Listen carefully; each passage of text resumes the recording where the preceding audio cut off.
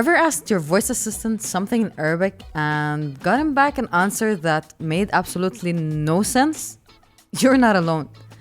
Arabic is one of the world's most widely spoken languages, used by hundreds of millions of people across more than 20 countries. So why does it often feel like AI still doesn't get it? From voice assistants to chatbots to translation apps, Arabic users keep running into the same problem. Localization still falls short. Today, we're breaking down why AI struggles so much with Arabic and what needs to change so tech can actually speak our language. Let's start with the basics. Arabic isn't just one language, it's a whole family reunion of dialects, accents, and styles. It's like inviting all your cousins over and realizing they each speak their own version of Arabic. You're all somehow related, but still so different at the same time. Take the word now, for example. It could be الآن in modern standard Arabic, دلوقتي in Egyptian, الحين in Gulf dialects, توا in Tunisian. Same meaning, but to AI, it's 4 different planets. Then there is how Arabic words change shape. One root can turn into a whole family tree of words depending on tense, gender, or context. Plant one seed and a forest of words come out. For machines that are used to English, where words mostly stay the same, that's a complete headache. And let's talk script. Arabic letters connect differently depending on where they sit in a word. No capital letters, and vowels, often left out completely. It's beautiful, but for an algorithm, it's like trying to read invisible ink. So Arabic is complex, we get it. But why does localization still fail even when big tech proudly says we support Arabic? Problem 1. Data. AI models learn from huge piles of text. For Arabic, there's just less digital content out there than for languages like English or even Chinese. And much of what does exist is super formal. So an AI might write a beautiful news headline, but totally freeze when someone casually asks, "What's up?" in Lebanese slang. And no, come on guys, shufi.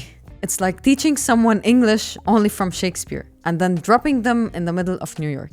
Because so much data is in modern standard Arabic, AI systems often ignore the fun stuff, dialects, slangs, and jokes. Which means apps sound stiff, robotic, or downright weird. Imagine asking, "Do I need a jacket?" and getting a news report instead. I mean, why so serious? It's just a jacket. Then there's the classic checkbox problem. Some companies add Arabic support like they're sprinkling parsley on a dish. Translate a few buttons, swap out a couple of phrases, and voila, it's done. Or that's what they think, at least. But real localization is like cooking for guests with different tastes. It takes effort, care, and knowing which spice to use. And don't even get me started on layout. Arabic reads right to left. Plenty of apps still freak out when flipped, leaving buttons floating, text half mirrored, or menus wandering off screen. Rearrange your furniture and somehow the sofa ends up halfway in the hallway? That's exactly right to left gone wrong in apps. So, how do we fix this? It's not magic, it's commitment and respect. Companies need to train AI on real conversations, not just fancy speeches or Wikipedia pages, but everyday chats, slang, humor, and different dialects. RTL needs to be factored in since day one to keep layouts, icons, and buttons behaving nicely for Arabic users. And finally, the human touch. Automated translation alone can't handle idioms or local references. Native speakers should always have a seat at the table when building Arabic AI, because sometimes machines just don't get it. Arabic speakers deserve digital experience that feel natural, accurate, and human.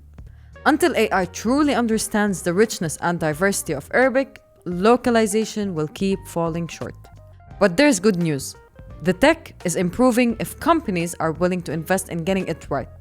Now, making AI work well in Arabic isn't just about translations, it's about building technology that truly understands how people speak, think, and interact across our region. Here at Ziwo, we're creating AI in the MENA, for the MENA, trained on local dialects, cultural nuances, and the way real conversations happen every day. From accurate Arabic speech recognition to smart tools that help businesses serve customers better. Our goal is tech that feels natural and local, not generic. If you're curious to see how localized AI can transform Arabic customer experience, check the link in the description. And if you'd like more content like this, don't forget to subscribe. Salam.